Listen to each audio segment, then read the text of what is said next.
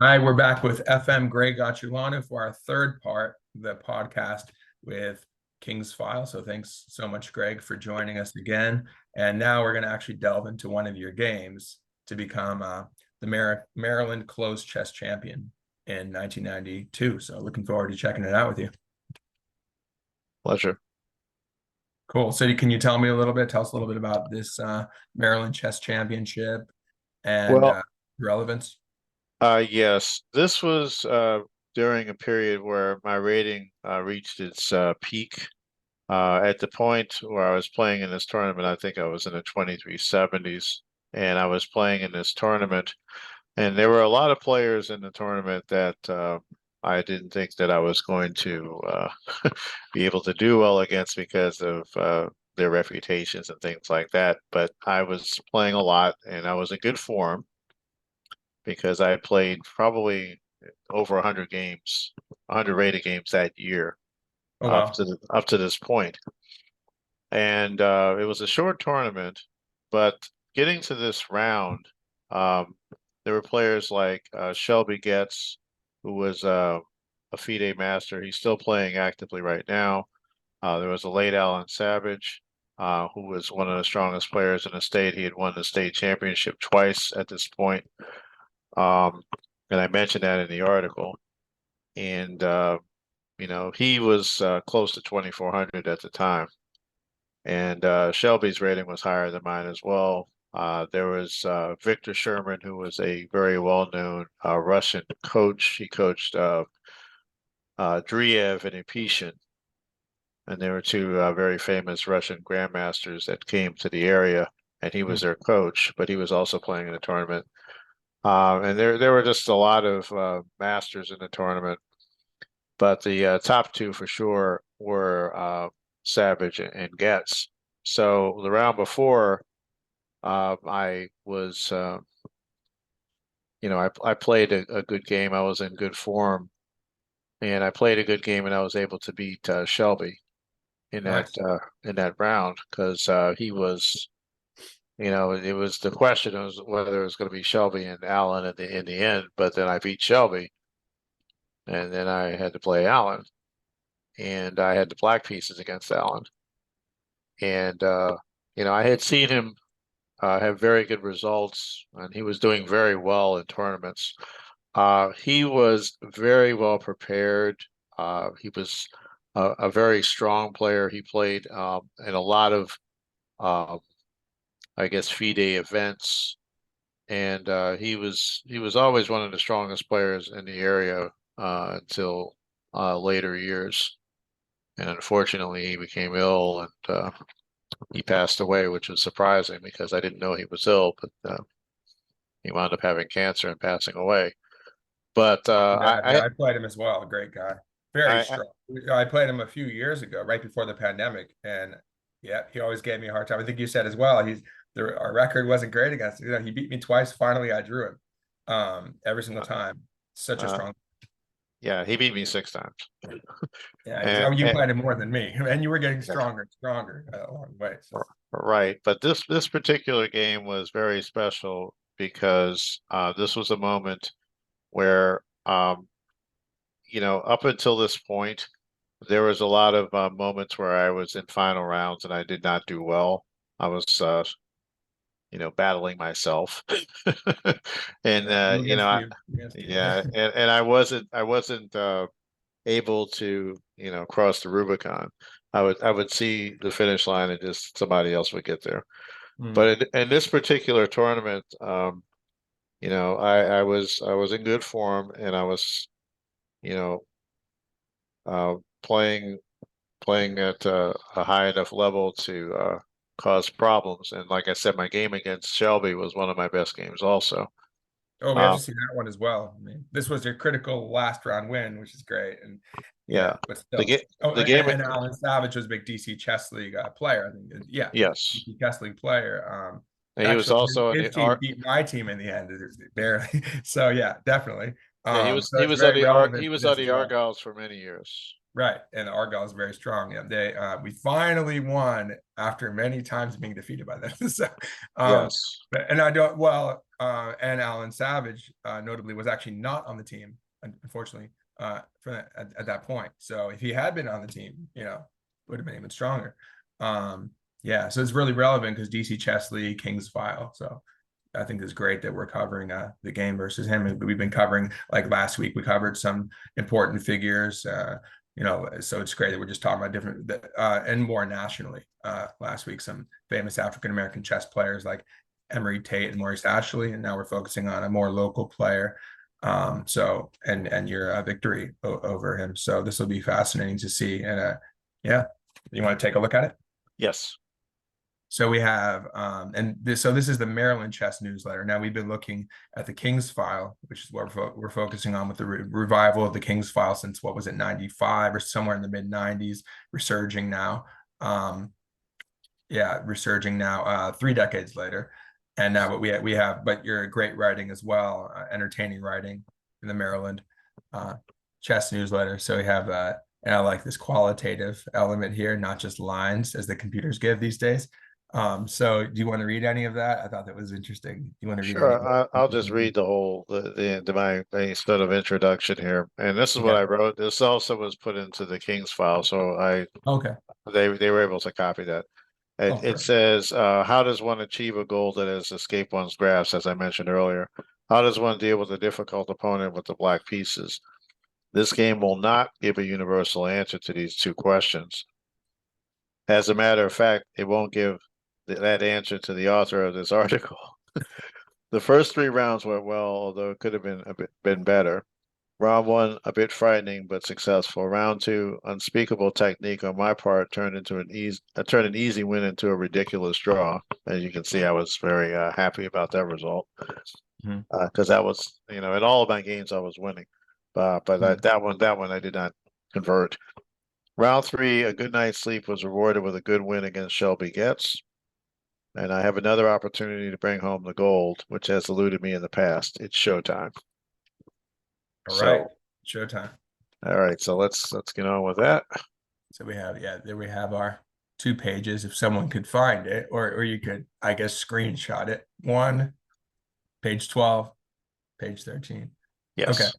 Now we have our analysis board. Let me move that over a bit. Okay. So we have, I may as well we started inputting it. Let's see. Do you want me to include the moves over here? I'll just include those moves. Yes. Now we can go back over those if you like, or you can just play them out and I can just give a little blurb as we go. Yeah, whatever. Yeah, exactly. Whatever you want to include as we go. Okay. So Allan Savage has white. He's an FM as well? Yes, he was. Okay, and so he played knight c3. This is a move that's also popular by legendary Asa Hoffman from New York. He played this, and there was actually a book that a friend of mine, before we actually played this opening a few times, and he found an obscure book about this opening, and one of the games in it was Asa Hoffman beating Boris Gulko with this 1 knight c3 opening. In a tournament or a blitz game? In a tournament. Yeah, because what's it called? Is it called the Chess Hustler? Yes, but that particular, it's probably in a database somewhere. This particular opening is certainly playable, although you have to be careful that you don't, with any kind of unusual opening, that you don't go too far with the ideas. I think if you play something unusual and you have a sound plan, I think you can play it. If you go too far with the unusualness of it, then you usually get a very bad game.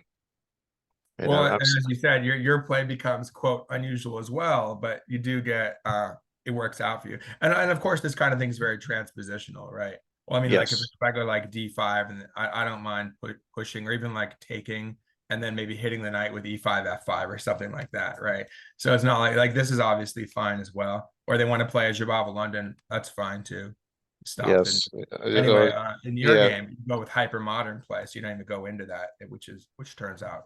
So I played the move g6, which as I had mentioned before when we were off recording, I played G6 in every game, and I played G3 in every game. So I started all my games in this tournament with one G3, and I started all my black games with G6.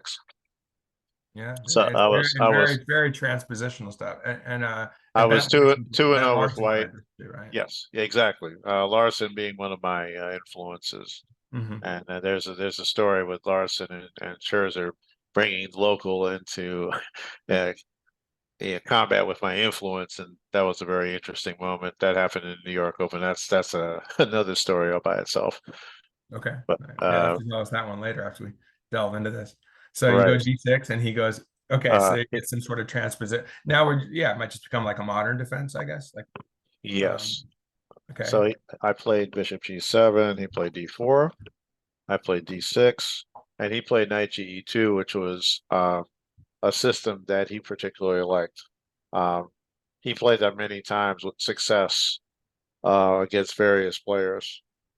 So his idea was, of course, to play um, G3, Bishop G2, and in some cases he would play like an A4 kind of situation for like diagonal pressure. So he was also yeah, playing yeah. it's sort of a hypermodern bent, but the way that it turned out, it didn't turn out as well for him as it did for me. Yeah, So it's this, I suppose also he'd have F pawn pushes.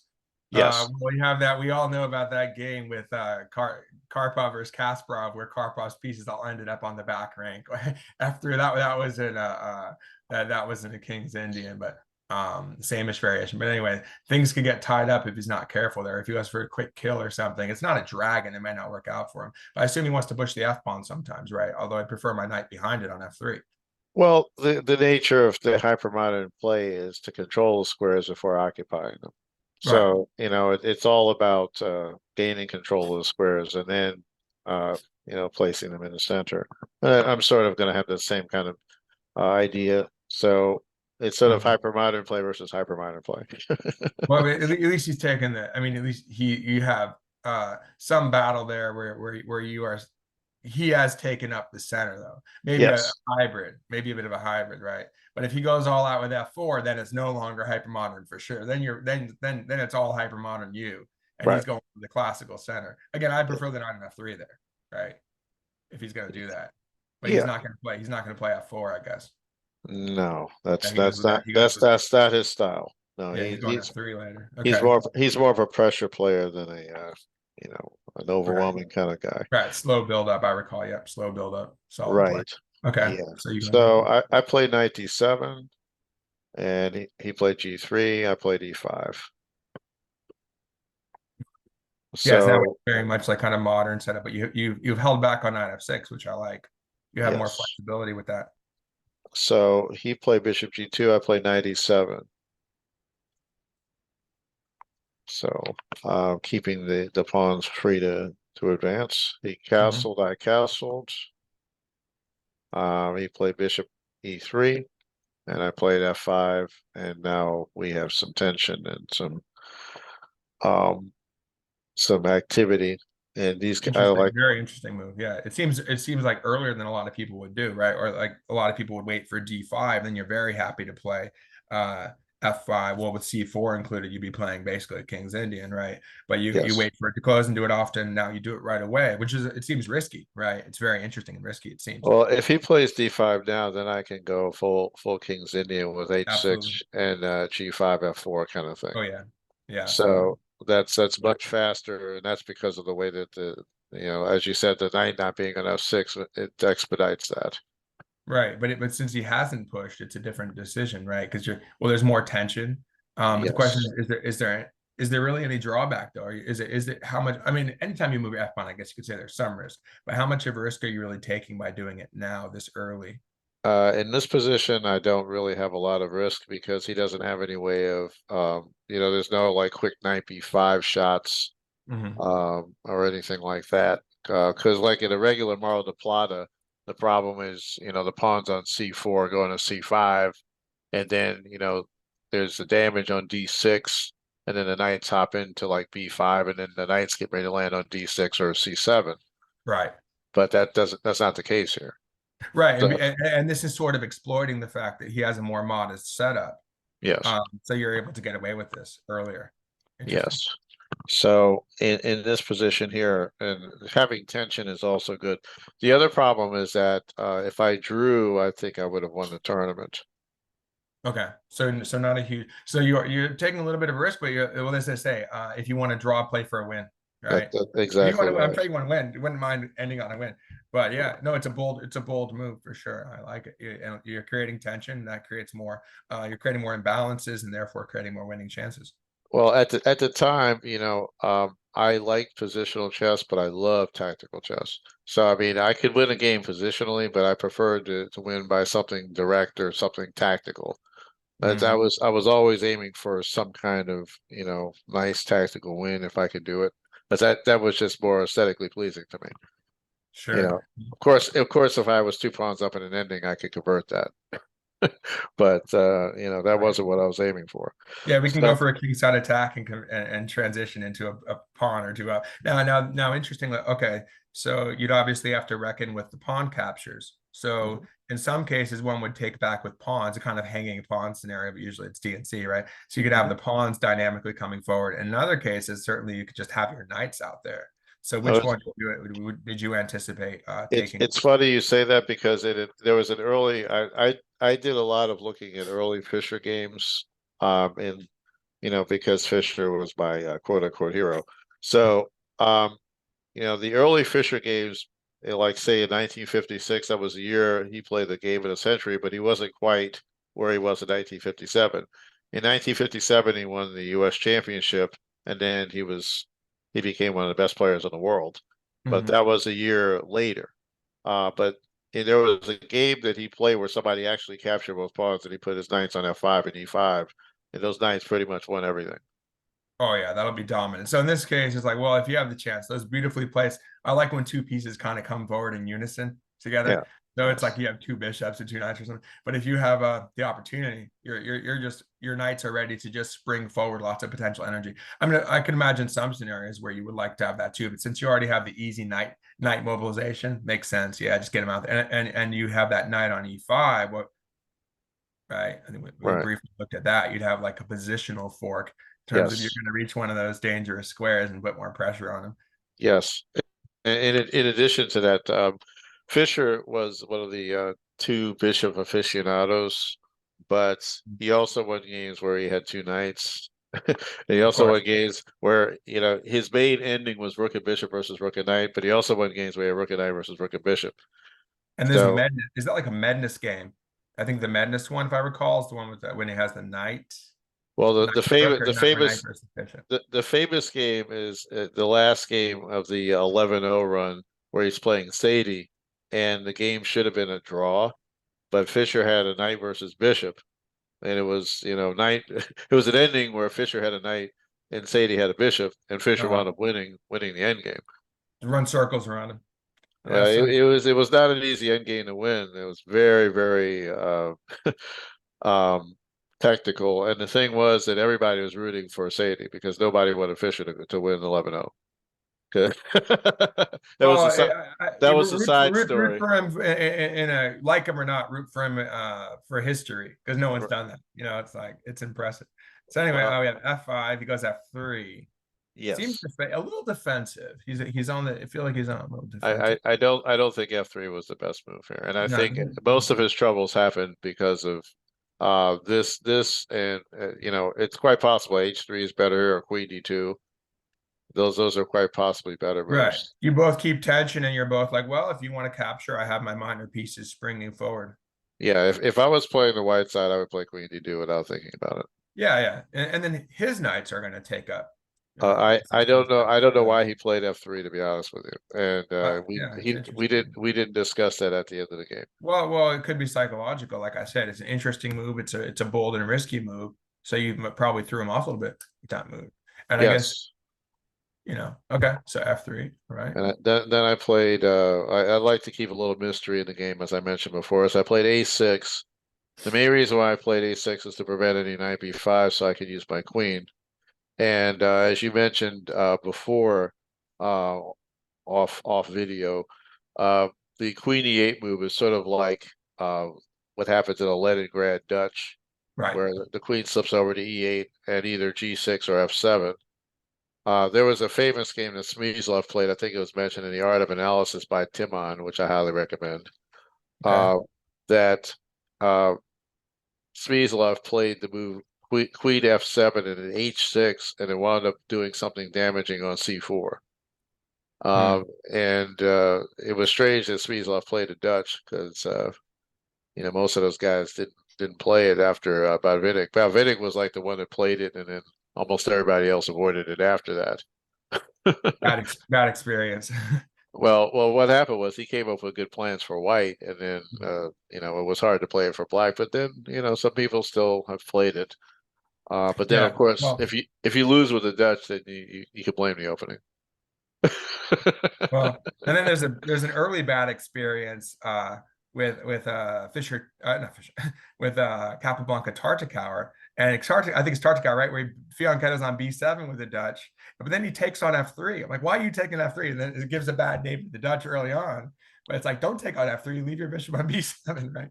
Anyhow, and another reference is that Savage played this against me. I was playing in English almost all the time. Now I'm playing the bird, and coincidentally, but with E5, F5. So he has F5 against my he played I think Leningrad Dutch style against my English, and then he goes Queen E8, he gets E5 in, and he ends up winning the king and pawn endgame.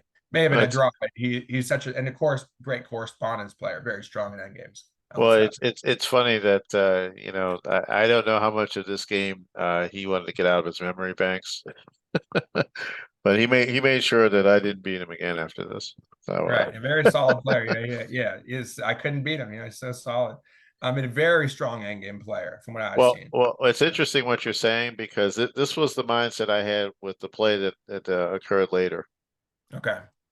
So the play may seem at some points not to be the most precise, but there is a psychological reason why I played it. It was mostly because of the fact that he was such a solid player. Right. You have to attack. You can't be afraid of you gotta attack if you want to win. So regardless of how solid their reputation is, they will crack. Everyone can crack. So Queen D2. Yeah, he played Queen D2 now, and I played Knight F6. We can increase the tension, so he's had enough of the tension. So he finally plays D takes E, D takes E. And then he plays the move Knight D5, which is actually okay. Now quickly here. Same question. It's a new now because you moved your knight, you had to take back with your pawn. Now the question is if he had taken the pawn. Now it's a slightly different evaluation if the knight takes, right? It's not as appealing as the two knights. You'd have the isolated e-pawn, but would you have still taken with the knight, the bishop, or the pawn? I would take with the knight because the reason is I'm aiming for the D4 square. That's seems positionally sound. Yeah. Yeah. I mean, I guess you can throw in a tempo, but you like swing your rook up or something. Yeah, swinging the rook to F7 and D7 is going to be better for black for sure. He can't play F4 because it's knight G4 stuff. And yeah. That's the only drawback that I see, the isolated e-pawn, if you can blockade it or something. Well, the problem is he really can't successfully blockade it because of what he's done with the F3 move. And that's going to create a weakness on his part. And right. That rook D7 and then knight D4 stuff. I've had a lot of fun games with that. When that bishop comes to life, it's yeah, and you're playing for dynamics here. So static, we could say a theoretically static weakness, right? But can it be, you'd have to play you'd have to have some incredible scenario to have like a perfect blockade. Then you have to play like G, it's not going to happen. You give squares to get squares, right? So yeah, well, it's funny. It's funny you mentioned that because I was just about to mention Fischer. I mean, with Fischer's games, they're really good examples of how these kind of positions turn dynamic very quickly. And he was like the first player to really come up with these plans and ideas. He got that from studying players like Bronstein and Boleslavsky. So he studied a lot of the Russian school of chess, and the King's Indian. If you want to be great at the King's Indian, those are the two players to start with, and that's who Fischer studied was Bronstein and Boleslavsky. Yeah, and interestingly, it just brings to mind one of the few games, I guess, where Reshevsky beat Fischer in the King's Indian. Fischer did take back G takes F5, which Stillman recommends in his book. He's like, don't take back with your bishop, take back with the pawn. I mean, certainly this is worthy of consideration, right? Because you had to buy back. But Fischer did this, and then Reshevsky, I think, ended up winning a pawn. He smashed through and showed that Fischer had weaknesses with those two pawns. So of course, it's highly double-edged. Well, I think personally in this particular scenario, taking with the knight is the way, because if you take with the pawn, it's sort of going to be hard to get your knight over to where you need it to be unless you play something like F4 or E4 sacrificing. Right, those would be your dynamic. Yeah, what I'm saying, yeah, I would see dynamics there, but I like your idea of hopping into D4 too. Yeah, I mean he has bishop H6 in this case too, and that could be. Oh yes. That's another reason. That's another argument for knight. Yeah, you don't get to. Right. And you would get a tempo. I mean, effectively, you don't want to get Yes. the bishop. Yeah. Yeah. Yes. So anyway. And then bishop E6 is coming in, and then rook D8. That's another possibility if the knight takes. Right. So which would enhance your control. Which would enhance your control over yes. D4 tempo. Now knight D5. You know, the thing about this, I think I like this for you because again, as we're talking about, I keep looking at this take. Of course, you have to consider all scenarios with takes. Well, now I don't have the take to think about anymore. You just have the dynamics in the center, a nice solid E and F pawn front. Right. Looks nice for you. I like this. Yeah, and the thing is, I understood why he did that, because now the bishop has life on the long diagonal, and his main thing is if he could get that bishop out on yes, that one alive. If he can play the F4 at the right moment, like say my knight's away and he can play an F4 at the proper time, then all of a sudden, he gets knight, the F4 move, knight D4 and a knight E6 possibilities, and then all of a sudden, yeah. I mean, he'd have to. I think it'll be tough for him. I mean, you have that, E4, but then he does get access to D4. Yeah. Well, I'm just saying, I like you here, and you'd have knight G4 and all sorts. Yes. Yeah, but I'm saying the timing, if my timing is wrong and I move the knight at the wrong moment, then all of a sudden he's going to get everything back. Right. So it's yeah. So, but the evaluation you had to have of that pawn structure.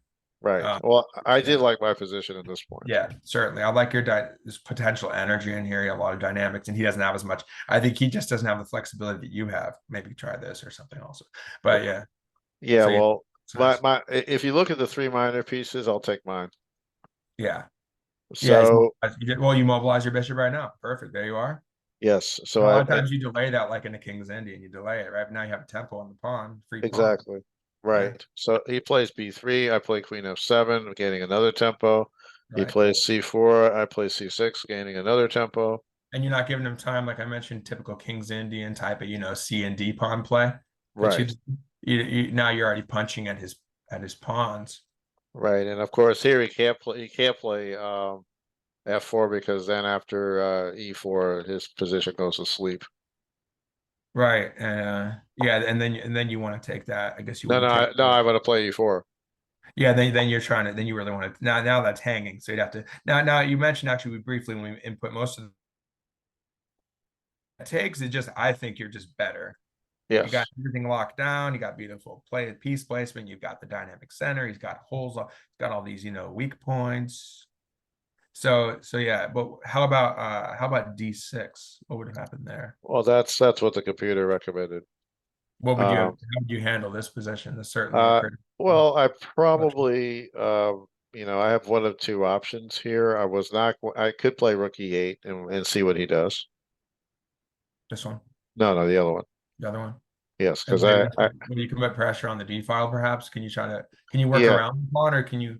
I want to play that. Here yet. What can he play here? He wants to maybe lock in the pawn, but he gives up some squares, right? What do you think? Well, yeah, I don't think he wants to do that, because then he's going to have to give away all the light squares.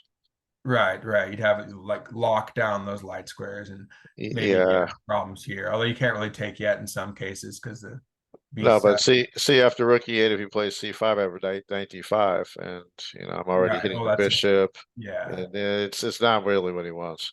And that's kind of typical hypermodern style of letting his pawns advance, but you work around him with your pieces. Yes, exactly right. But now you have taken up some classical center yourself. Yeah, well, I think that's not just a classical center. I'm going to have kingside possibilities. Yeah, well, yeah, center cascades into the king side. Hit his Eh, weaknesses. You got many pieces already. Well, you do have 5 pieces ready to go. Yes, and So it, 5 it is attackers. Yes, sir. exactly. In addition to that, the queen side is going to become a little tender as well. Yes. So Well, yeah, let's, as long as if you can reach like B4, B3, looks great. So you're starting to, I think you're getting an edge no matter what. But your computer says you said, okay, so this is a better version than the other one. So he's a little worse here, maybe. Now I think he's a lot. I feel like you're getting a sustainable edge here. yes, and that's Savage also believed that when we looked at the game. Mhm. So he played A5, which he didn't like playing that move, but he played it. Well, what else? I mean, where else does he have play? It's Yeah, trying to well, constant play. He maybe doesn't have any maybe he play plays there. King H1, Knight G1. I don't know, like Petrosian or something. I don't know. Where's it going? Yeah, but in terms of he's just gonna get you could overrun him here, so it's tough. He's trying to do something, understandably, but you just Right. can't, it's too slow. You can't get there, it's just there's nothing there. Well, Okay, so he's trying, okay, A5.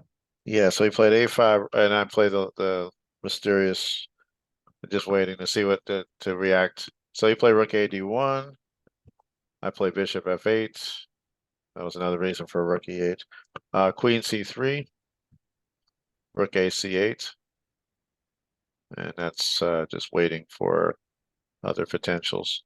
Well, yeah, a lot better on C8 than A. A lot of potential Yeah, energy, for instance, if he tactical plays ideas. something like B4, I have a Bishop B5 move, and that's Bishop winning. where?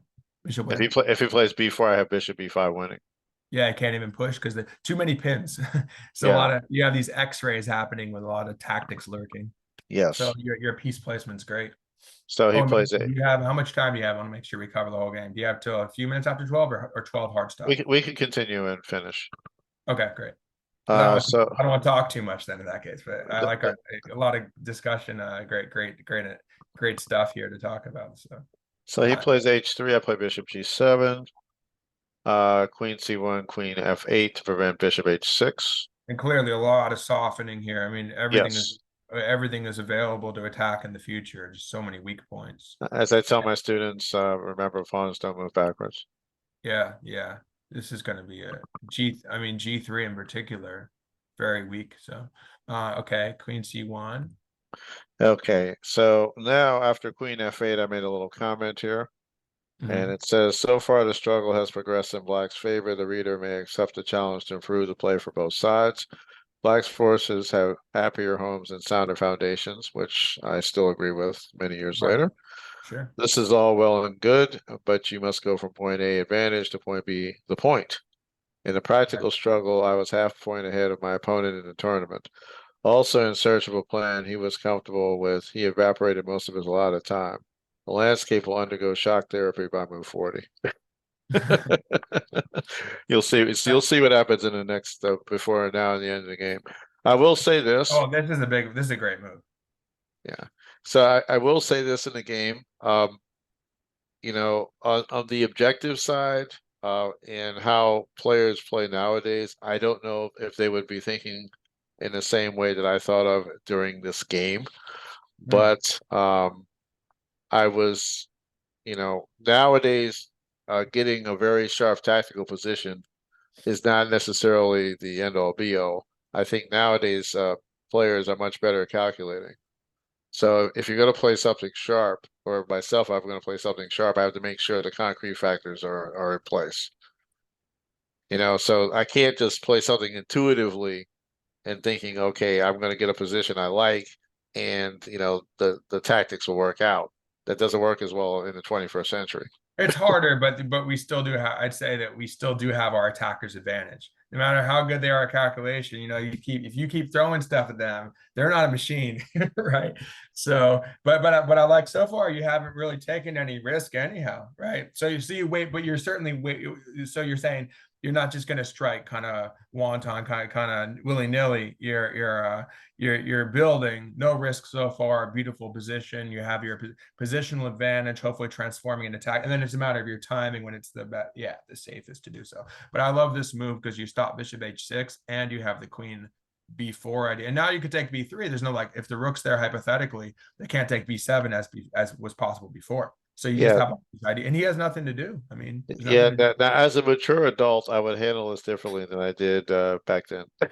Let's get to that then. But you Right, have clear, I mean, a clear, actually, I'm not gonna look at the engine, but I'm sure it thinks you have a clear edge. We're not using the engine, but right. I like black here a lot. Yeah, this is a great position. Yeah, Dynamics, yes. solidity.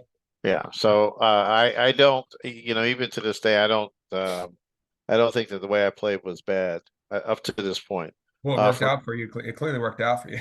Okay. Well, I got to a position that you'll see that I would not have gotten to if I had gone straight line. Okay. So so after that he played bishop e6. I played knight d7. He played bishop e3. Yeah, always got is the D file, but Right. all dressed up with nowhere to go. Right. Right. Well, that bishop on c6 is beautiful because that Yeah. holds everything. Yeah, exactly. For sure. So knight d7, bishop e3, h6. Now you have queen f8, so you can easily do that. Great. Yes. So king h2, and he suggested I play king h7, but I play g5. I like my move. So why does he suggest king h7? Well, in some cases you do that, you have to be a little careful sometimes. Or I, sometimes you would go king h8, right? If I you want think to go I think what he was actually, suggesting is that I just run him out of moves. I okay. I just sort of like take away all his moves and then create like a zugzwang position. Well, the only question is, I mean, what's the real drawback to doing it now? I mean, you could play this again, you could choose king h8 or king h7 later There, if you want I don't believe there's any drawback to playing g5. to. Okay, yeah, so this is a candidate move, but it's kind of player's choice, right? You're like, let's attack. Let's time Right. to attack. Why not? And so you were thinking of going f4 right away? I did. So he played queen c2. I played f4. I was quite happy with this position. And again, as I mentioned, the notion of it came up. I saw this yesterday somewhere. I forget where it was, but the notion of the quote. Oh, it was Larry Kaufman's article in April Chess Life, April 2020, about the computer evaluation, saying, okay, there's no issue. White had this. Yeah, there's the e pawn, which is again hypothetically or theoretically quote weak, but it doesn't matter because you have all these dynamics and you focused on space, right? You have this spacing. Right. So it's relevant in terms of what Larry Kaufman was writing there. You have a Yeah. huge space advantage now, and you have pressure, you have initiative. It looks great. Oh, and now you're punching a hole. Most importantly, you're Yeah. exploiting the fact that he can't take back, like we talked about taking back with pawns. Yeah. Same The thing. the The shelter is the, getting busted. the king side is going to be where the game ends. Yeah, yeah. Definitely King's Indian type of play. I mean, obviously, he doesn't have the same pawn chain, but a lot of times in the King's Indian, the pawn chain gets busted anyway, right? We have that. Well, Yeah, I was quite happy of the net result of the game. well, it looks The- yeah, you're building, and it's understandable how this leads to a big attack. Yeah. So F4, I then what does you do? I had a tall moment in this game. Okay, So okay, let's see it. I'm curious. okay, so f4, bishop a7, Oh, is that okay? only move. Why is it going to A7? Well, where else is it going to go? I mean, I guess I guess he could the go only to other g2, candidate move is here or something. What this or but then I can play queen b4, and it's all pretty ugly. so bishop A. Okay, so he wants to stay on the diagonal. Okay. I guess that's what he wanted to do. I play queen f7, which I don't know if that's the best move. I think the engine plucked queen b4 here as best. But this is kind of you're focusing on your king side attack. I mean, computer sees something and like, oh, you're not ready. Let's do this. But I think There's I think your the king other side attack was strong. well, but the other problem with that move for him is if he plays rook a1, I have e4 immediately. E4, yeah, hitting this. So you can't. So basically, the idea is you just win the pawn, unless you Well, the thing is, I think e4 becomes almost decisive right. because then everything just falls apart. Mm-hmm. I mean, it's just very, very bad for him at that point. But Well, that's really how about just queen? What happens there tactically? Does that work for him tactically? what Where queen there. can he play this or no? What would happen if he goes there? I guess he could play that. I mean, it looks weird, but with the bishop, but temporarily challenged it. But I think you played more. I feel like that's a little more of a computer move. Like you don't want his Well, a pawn. queen's You're going for the kill right now. You don't want the a pawn right now, right? well, I mean, it's no. free. Well, the point is that once I collect that, then almost everything else is going to just fall into place. Right. If you win a free pawn, why not take it? Right. I get that. But also I guess, well, it looks like you're committing to your kingside attack, right? With Queen F7. Yeah, well, also, well, okay, I was committing to the king side attack. Nothing wrong That with was, that. yeah, so knight c3 is a mistake. So the best move here, I saw it. I don't know why I didn't play it. I said my next line was sharper is g takes f check, example king takes g3 and queen f4 check, king f2 e4. There's your E4. Yeah, blasting it open. And that's just perfect refutation of this Right. the Yeah, so softened structure yeah, here. so that was a clean win. That was a miss.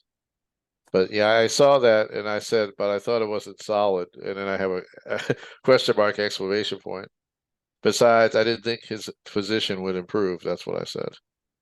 So you're saying you could do it. Well, the only thing is obviously you have to reckon with if you don't take it, He the has to opportunity, he has he to can take play that. G4 but G4 looks, it's not ideal, but I guess it's, well, you're busting it open. He has a fragmented pawn structure. You get F4, you get E4. I guess, did you not appreciate the power of E4 at that point? Is that what it was? Or Oh, I why? did. You'll see it later. But you're building anyhow. So okay. Oh wait, so you're saying you did take or you didn't take on No, the, no, that's the clean one. So I played knight f6 instead. oh okay, so you're building. Okay. So he played g4. Right, that's what I figured. At least he tries to hang on there with G4 for a little bit. Okay, so then I played bishop f8. He played bishop b6. I played bishop b4. Ah, so And the bishop goes there, not the queen. Okay. right. And so now I played knight to a2. I played bishop f8. He played knight c3. I played king g7. He played rook fe1. You I going for played H5? I assume that you get H. You're playing for. Is the play going to come from H5 here? you're looking into the future. He I mean, played I'm just thinking about why you're playing this. I guess yes, yeah. exactly. Mhm. Exactly right. Um so he played rook fe1. I played bishop f4. Bishop e4, excuse me, bishop e4. Ah, now we have a pin. Okay, And he played rook e2 and then I played h5. there it is. Okay, yeah. So it's kind of just like a different manner of attack. So I was like, well, if you stay there, I can open it up. If you don't, we have our strong attacking method on the H file. Looks good. Okay, and this is where I went to my towel moment. Okay, He said I went crazy. So he played knight a2 and I took. you took what I here? took Just the ignore. took a Yeah, g4. well, I guess you just again, queen side versus king. You just have confidence. Looks like you just have confidence in your king side attack. Say, okay, go waste your time, spend two moves over here. I'm blasting through against your king, right? Yes, of course. Like I said, nowadays you have to make sure that works. But of course, I'm hitting f3. Well, interestingly, I was thinking about this with the bishop being on G1, that it would take away that square for the king. So at least he has that going for him. He has one flight square on G1 defensively. Keep So keep that keep that idea in mind. okay, let's see how that plays out. Okay, so if he takes here with the F pawn, you could just I have you can three. just get your piece back immediately if you want to, huh? It's If you pretty want. it's pretty awful at that point. So he takes with the H pawn. Yes, he did. Okay, now I played e4. there's your E4. Yeah, certainly. Because it's just destroying this. And instead of going, well, I like what you did because you kept your pawn rather than, it's kind of like the way I view it is you either go F3 or taking earlier and you get rid of that F pawn, you get some placement for your pieces coming in, or you leave your pawns there and you build later, but then you can still play move. So I was thinking F3. You can still move your pawns just, but with more of a mating net in some cases. So I like how you kind of the pawn on F4 certainly has a that thorn effect, right? So Yes. now you break through and you destroy, and all this is exploited. Yeah, I like it. Right. So E4. So I plays knight takes b4. Okay. So then I take on f3. He plays rook takes e8. I play rook takes e8. I don't think there's time to take on C6, is there? That's That what he does, did. That's what oh, he happened did in it. Okay, that doesn't look. It doesn't look like he has time. Okay. Well, what else does he have? But let's see. exactly. What else does he have?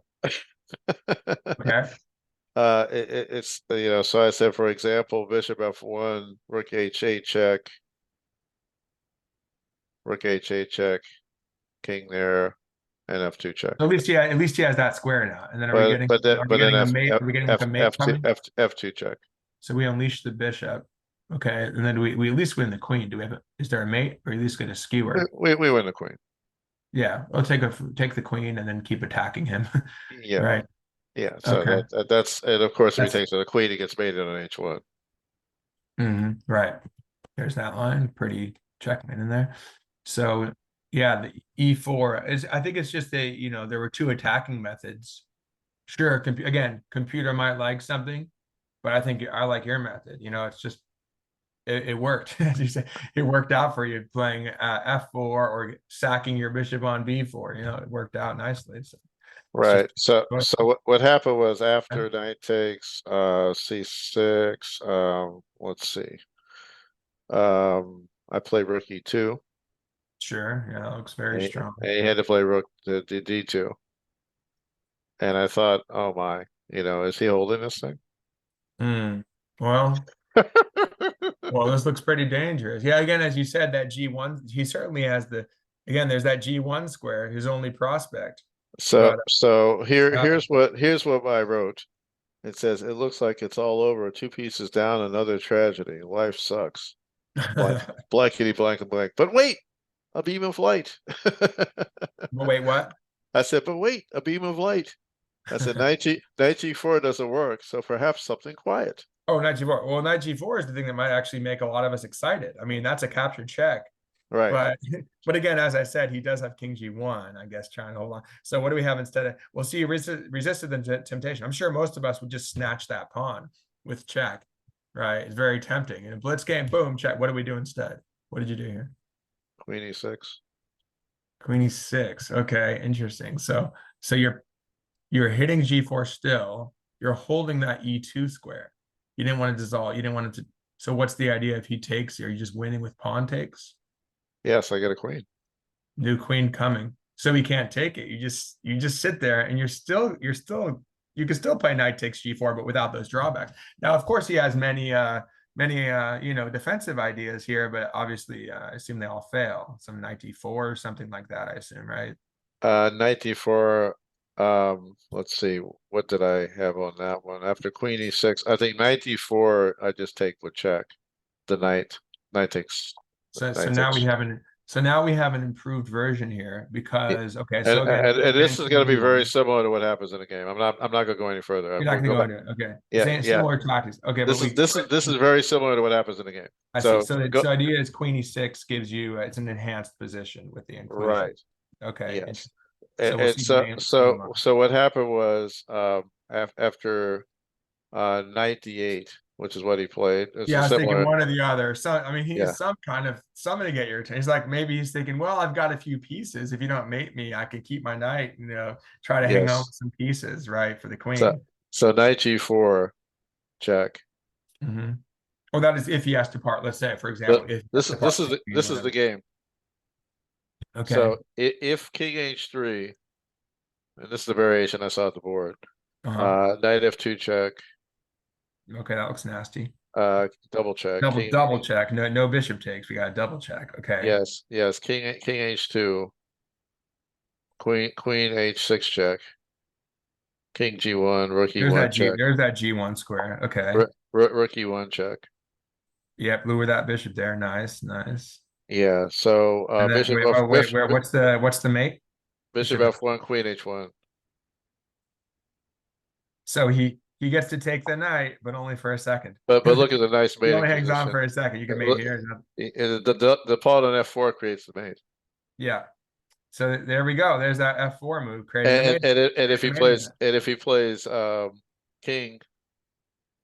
So after queen h6 check, king e1, rook e1 check. If he plays king takes f2. Okay. Queen h4 mating. And queen g3 mate. After the next move, yeah. Yes. And now the rook covers the other.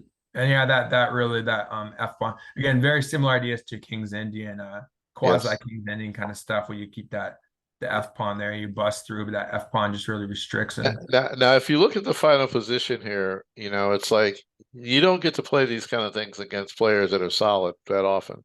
You don't get these kind of winning combinations. So that's Well, sort of why. well, again, I think sticking all his pawns there was not. He just maybe took a little more risk there, largely because you had such a strong position. And maybe he was at a loss for moves, it seems, and so he ends up playing the weak again. There, that weakening G3 square and pawn. So then we see, hey, it doesn't matter who you are, how solid you are. If you have a loose position, Greg's going to come in. Some strong player's going to come in and exploit it. So the finish was King G1. Okay, wait. So we're looking at This is the Queen yeah. E6, King G1.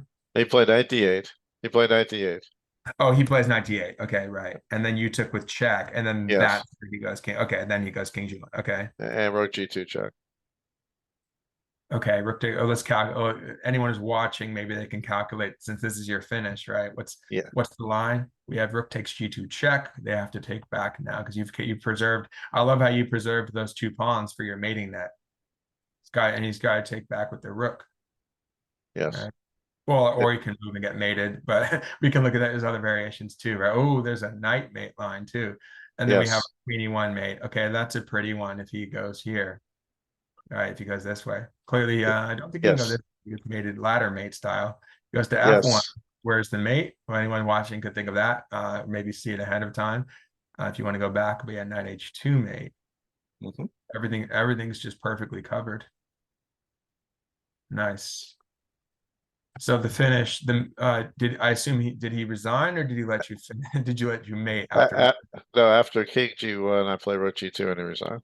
Yeah, it's an interesting question. Beautiful game. It's an interesting question. Should people resign right now? You can play on a move and let him mate you. Is it almost like, hey, you got me. Let me let you do your mate, do your beautiful checkmate here. What do you think about that? Should players or is it just like a personal choice as to whether they let you play the mate on the board?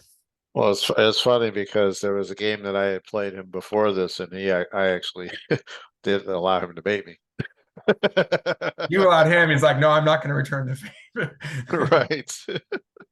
Interesting. Well, I think it's just personal choice. I mean, well, a lot of times people will resign. They're like, okay, either you have a mate and whatever, multiple moves, or it's just hopeless. A lot of people will resign that. But, you know, especially against the master. But if you're playing like anyone lower than expert, let's say, maybe let's say prove it, right? But I don't know, I've let people do that a few times. I'm like, look, we're on the last move, just do it. And you know, if I were I would appreciate it having your side, so it's part of just chess, the enjoyment that we all have. But whatever, you can play it out on the board afterwards. So your emotions will tell you. It depends on how your emotions are that particular day. right, if you're feeling generous, like, oh, but if you're just like, a lot of people are just, oh, I'm done, you know. But yeah, really beautiful game there. Thanks for sharing that one, Greg. So a few critical moments, but I mean, but clearly a lot of it is about your buildup. You know, this move is just all part of your buildup. Not lots of some nice queen moves in there. Patience with the rooks, I'm seeing. Yeah, and then pawn structure certainly ended up being decisive. Pawn structure combined with wonderful piece placement, right?